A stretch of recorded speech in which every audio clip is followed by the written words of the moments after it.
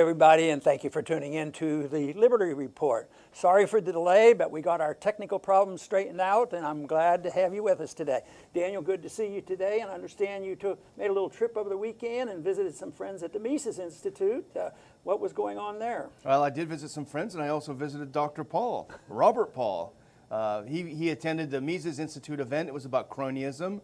And about the Fed and cronyism, and I gave a little talk on military Keynesianism. So I was grateful to the Mises Institute for inviting me. It was great to see so many great people there. Well, very good, and it's good to get back in the swing of things. And I'm a little bit sorry we had this little bit of delay, but that means that we are obligated to have a good program and get us some good information. Once again, I'd like to visit with what's going on in Iran. There was a deal, a nuclear deal that Trump sort of canceled our position. This has annoyed the Europeans, and now the Europeans are saying, well, it's more dangerous now than ever. So what we need is some help. You know, yes, there seems to be some economic advantages to Europeans, and they claimed, oh, this is terrible, we want to trade with them. But now look, maybe it's just another group or another faction. They come in, and the people in Europe, I guess the European Union doesn't speak with one voice, which is obvious because it's so friable anyway. Yeah. So they're coming back and saying, we're in greater danger now. And Germany wants us to send defensive missiles. But they've been, that policy's been around for a long time, ever since the breakdown of the Cold War and some NATO agreements that we would stay away from the borders of Russia. We have not followed through. So this is NATO and militarism versus probably some honest economic interests in Europe that would like to just get back to business again. So they now are asking for weapons, and quite frankly, it's going to cost the American people a lot of money. I understand that they're backing away. They don't think there's not enough money to do this infrastructure. And my argument always been over the years, if we're going to spend the money, waste it here at home, build a highway, you know, spend it here, even though some of these things shouldn't even be done. But anyway, they said that infrastructure isn't going to happen. Most of the money has to go into military. Into weapons, we have to send our missiles to Europe, antagonize the Russians even, stir up the Cold War, and then there'll be a lot of profits in the military-industrial complex. So I do not believe this move. Well, first, the getting out of that agreement that the Iranians would back off on their nuclear program is one thing, but I don't believe us aggravating things by putting more missiles in Europe has anything to do with our national security. I don't think it has anything to do with sound financial planning. I think it's a detriment to our finances. I think it has nothing to do with protecting our freedoms or our Constitution or our liberties in any way whatsoever. But so far they're not listening to us. And even though the Pentagon, well, we're not sure when we're going to do this or if we're going to do it, but I believe that the plans are in place, and the missiles will continue to flow into Eastern Europe until we're broke. Yeah, and this is the THAAD anti-missile batteries that, as we noticed in an article, reportedly being sent to Berlin for the first time. And the question is, you talk about them pooling the THAADs toward them, which is possible, which is probable. But I wonder also about us pushing the THAADs onto them, because they cost $800 million each. These batteries, they're very pricey. They're made in Alabama, so that's American jobs, subsidized by the U.S. taxpayer. But the other issue is what are we defending? Who are we defending and why? A U.S. military official quoted in the Zero Hedge article that we both noticed said it would be a further political message to the Europeans that we're serious about protecting our allies. I didn't realize we were spending that much money to protect our allies.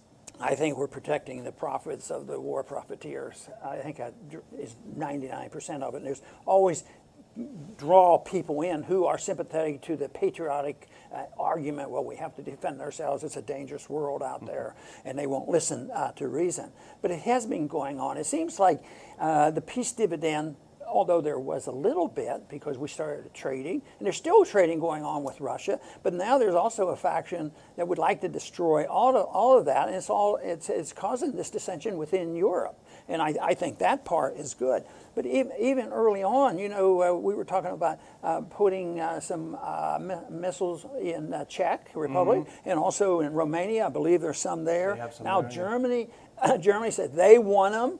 At the same time, they have their disagreements with us. But the one I find a little bit hilarious is to build a major base in Poland. That's really important. And, when they were talking in Washington when I was there about closing some bases down because we have way too many and we could close down a whole lot. So in principle, I supported that. But guess what? When they did it, they were closing down American bases and building them overseas. And this is what this is doing. We should close them down all around because we don't need very many. But Poland said they'd pay for it. But they're not going to pay for it, and it's just another boondoggle. And of course, Ukraine is involved in this. I mean, they're like this now with NATO, and we made sure that they were separated with a coup, from the Russians. So that's ongoing. So it's overall, when I look at this, it's a mess, but it's a mess because the principles of our foreign policy are so wrong, and that is massive interventionism. Every place, any place we can go or think we should be, we're there. Spend more money, war profiteering, military-industrial complex, satisfy the neocons and some other people who like to be involved for their own national interests. And you mentioned money, and Poland has obviously had some economic recovery since communism decades ago, but it's no Switzerland. Let's be honest about it. They've been the most vociferously anti-Russian, aside from the Baltics, I would say, in NATO. But they signed a deal in late 2017, $10.5 billion for these THAAD missiles. They say that sounds like a lot of money. Their entire yearly military budget is only $9.9 billion.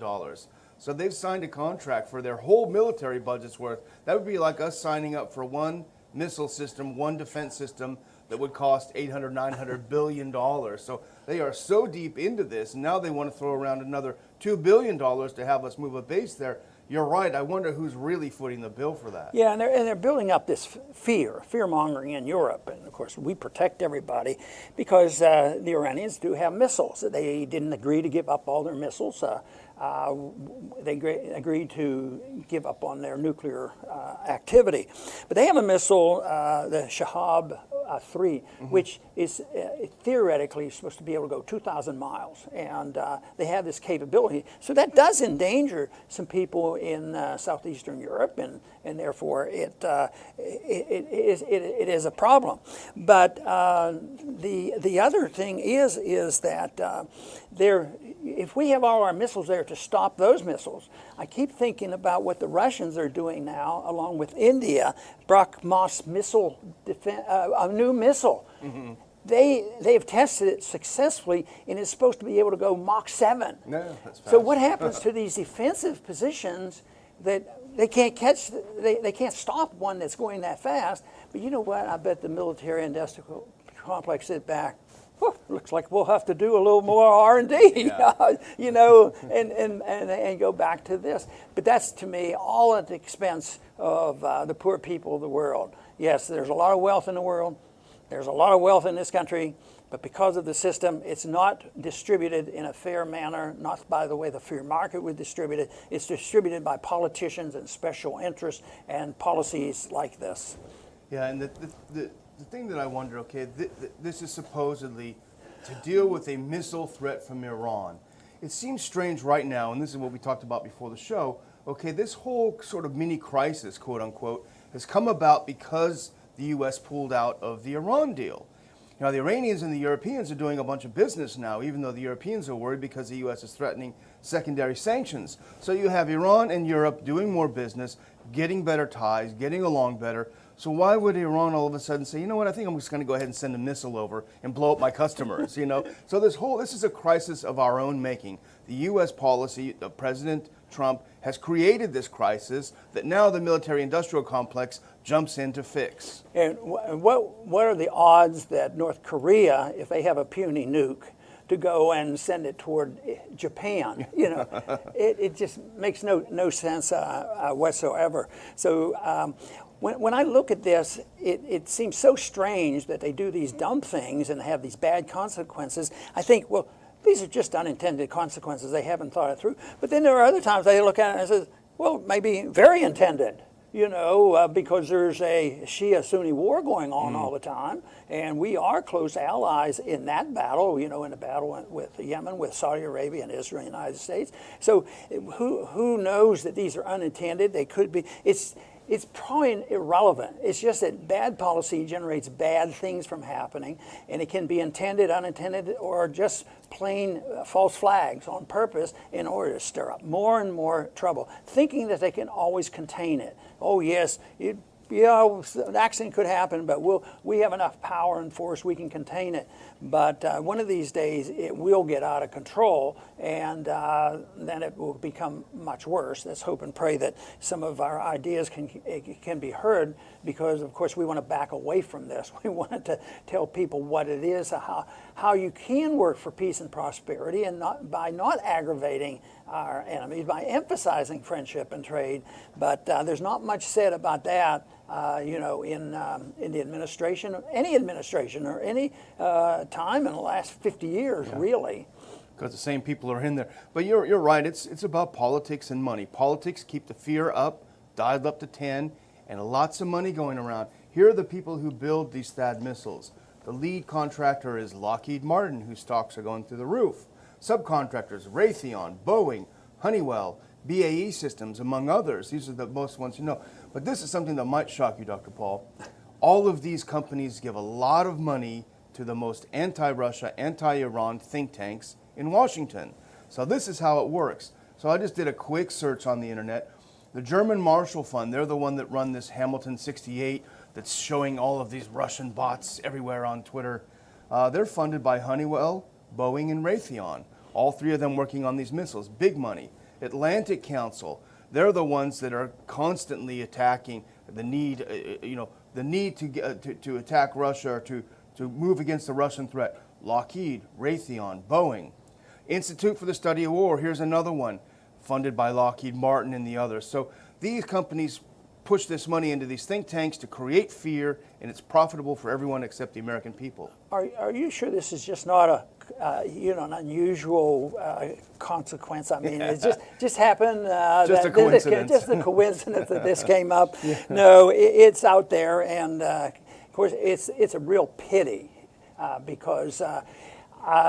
We really, take the position as a libertarian that we're not going to tell other countries exactly what to do, even when they have their infractions, because there were infractions in Iraq with Saddam Hussein, but that was not our moral obligation. Besides, once we got involved, we made things much worse. So, but we do have a moral responsibility, and we can look more toward criticizing our own government, which hopefully we can keep the right to do that, because people in an empire, since we have an empire, because truth is not well received in an empire, so they don't want to know this stuff. They do a lot, and that is one of the reasons why they have control of so much of the media. And when you think about social media now, just code words, and how interconnected the social networks are, as well as our government, it is a real threat to our communications. And sometimes I think, oh yeah, but that's just a free market. Well, it isn't quite just the free market. And I was actually talking to Robert Paul over the weekend about this whole idea that this is a huge ripoff, and the American people don't get it yet. They don't understand how they're being ripped off and how the elites are getting so wealthy at their expense, and telling them that it's the national interest, it's protect you, we're keeping you safe as you get poorer and poorer. So I would close by saying I apologize that our tickets are not on sale for our August 18th conference. We've had a little bit of also technical difficulties, Dr. Paul, but those are ironed out, and they will be on sale by the end of the day, by hook or by crook. The theme this year of our conference, we don't do heavy themes, but the general theme is media and war. This is something that I think is so critical for us to talk about. We're going to talk a little bit about it in August. August 18th, Washington, D.C., the Dulles Airport Marriott. I will send around information on getting tickets as soon as we have one final link that we need to put in there. Very good. And I want to thank our viewers today for tuning into the Liberty Report. And once again, I believe we have another example that shows and gives us pretty good good evidence that interventionism overseas makes no sense. It's not part of our national defense. It doesn't defend our Constitution. It doesn't defend our liberties. And it's so sad because of the media control that if you make any type of criticism of that, then you become anti-American, you become anti-freedom, anti-military, you don't care about the troops. Well, quite frankly, I was very pleased when I was running for Congress and for president that there were more people that were willing to support my position because they thought I cared a whole lot about the troops by just bringing them home when they're totally unnecessary to be marching around the world looking for wars to fight. I want to thank everybody for tuning in today to the Liberty Report. Please come back soon.